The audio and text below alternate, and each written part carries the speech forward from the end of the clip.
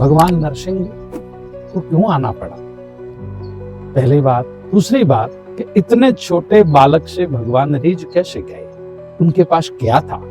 अनेक प्रकार की कथाएं नरसिंह चतुर्दशी के विषय में कही जाती है, लेकिन आज जो आपको बताने वाले हैं बड़ा ही विशेष ध्यान देने वाला विषय है कि एक छोटे से बालक है और भगवान कैसे रिझ गए। आजकल तो नहीं रिझ जाते, पहले भी कई बालकों ने प्रार्थना की है, तो सब पर क्यों नहीं रिझे?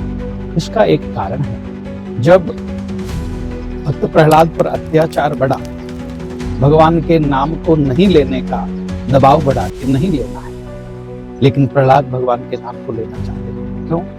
भगवान के नाम को लेना क्यों चाहता था? कि वो भगवान के नाम का प्रभाव जानता था। जो गुरुमुखी होते हैं, जिन्होंने गुरुदेव से ज्ञान ले रखा है, और ज्ञान ही नहीं आत्मा का ज्ञान ले रखा है, वही व्यक्ति परमात्मा को जान सकता है। जब तक आत्मा का ज्ञान नहीं होता, व्यक्ति भगवान को नहीं जान सकता।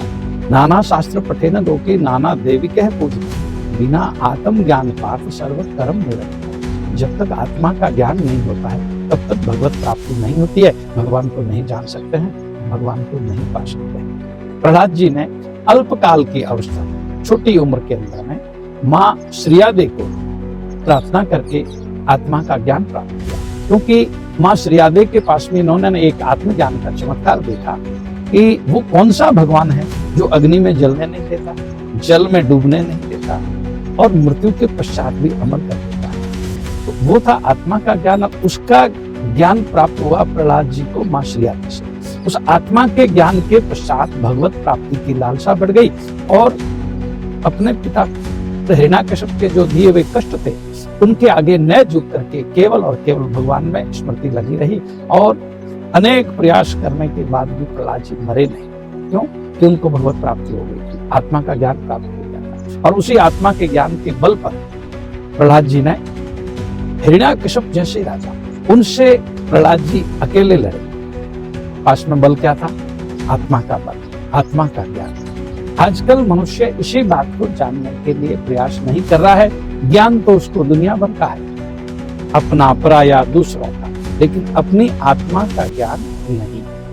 इसलिए आत्मा का ज्ञान प्राप्त करने के पश्चात प्रहलाद जी निडर हो गए और पिता का सम्मान करते हुए हर बात को उनके सामने उनका उत्तर देते गए।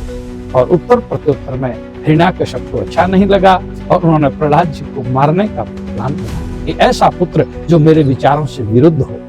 आदमी को अपने विचार व्यक्त करते समय ये जरूर अवश्य विचार करना चाहिए कि क्या मेरे विचार शास्त्र सम्मत है, तर्क संगत है, कुतर्क तो नहीं है उसमें। लेकिन हिरण्याकश्यप को ऐसी कहाँ बुद्धि थी, वो तो विपरीत बुद्धि के अंदर था। हर तरह से प्रहलाद जी को दबाना चाहा, लेकिन प्रहलाद जी ने उनकी नहीं मानी और एक भगवान को पकड़ लिया। इस भगवान को जिसको आत्मा के अंदर में समझ लिया, और वही आत्मा का ईश्वर उस हिरण्याकश्यप के वरदान के ऊपर से जाकर के और वरदान से हट करके उस स्वरूप को धारण किया। उसी स्वरूप का नाम था भगवान नरसिंह। नरसिंह चतुर्दशी के दिन हिरण्याकश्यप की जो परेशान करने के, हिरण्याकश्यप की जो यातनाएं थी प्रहलाद जी, उन सबसे त्रस्त होकर के भगवान स्वयं अपने भक्त प्रहलाद को बचाने के लिए अवतार लिया। इस प्रकार जब प्रहलाद जी को किसी भी तरह से मरते नहीं देखा, तब उन्होंने स्वयं अपनी आंखों के सामने एक जलता हुआ अग्नि का खंभा लगाया, लाल किया उसको अग्नि से तपा करके, और प्रहलाद से कहा कि मेरी आंखों के सामने इस जलते हुए खंभे का आलिंगन करो। तुम्हें तो भगवान दिखाई देते हैं ना, देखता हूं तेरा भगवान कहाँ है। और प्रहलाद जी उस खंभे के पास जाकर और प्रार्थना करने लगे कि जल में, थल में, खड़ग खंभ में सब राम ही तू राम है। हर जगह आप दिखाई देते दोगे मेरे को, ये मुझे पक्का विश्वास है, और इसमें भी आप मौजूद हो। ऐसी प्रार्थना करने लगे, आंख बंद करके उस भगवान का ध्यान करने, और ध्यान करके और अंत में जैसे ही उसको पकड़ने के लिए प्रहलाद जी ने बाहें फैलाई, उसी समय उसके तपे हुए खंभे पर एक चिंटी चलती हुई दिखाई।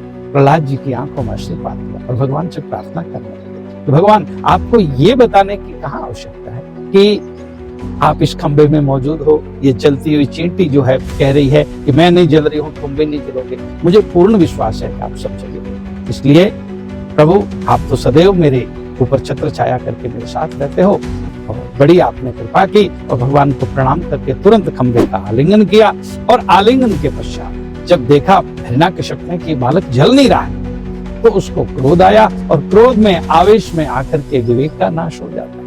क्रोध के अंदर विवेक चला जाता है, और जब विवेक चला जाता है तो वही पंक्ति आती है कि जब नाश मनुष्य पर छाता है, विवेक पहले मर जाता है। और विवेक मरते ही हिरण्यकश्यप खड्ग लेके उठा और उस खंबे पर प्रहार किया, और भगवान उस खंबे में से नरसिंह के रूप में प्रकट होकर के और अपने भक्त प्रहलाद को गोद में उठा लिया और नरसिंह का, भगवान नरसिंह का रूप धारण करके हिरण्यकश्यप का अंत किया। और आप भी उस प्रहलाद जी की तरह आत्मा के ज्ञान को जानने का प्रयास करें। हरे कृष्णा, जय नरसिंह।